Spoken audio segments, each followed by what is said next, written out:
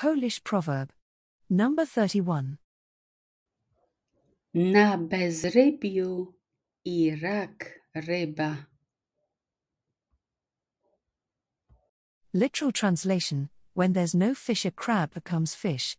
English equivalent: beggars can't be choosers.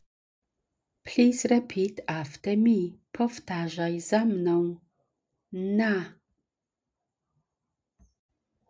Na bezrybiu.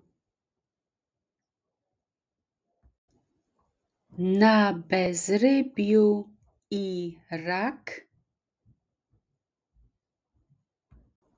Na bezrybiu I rak ryba. When life circumstances aren't amazing, you sometimes have to accept less than you normally would. This saying can help you deal with hardships in love, too.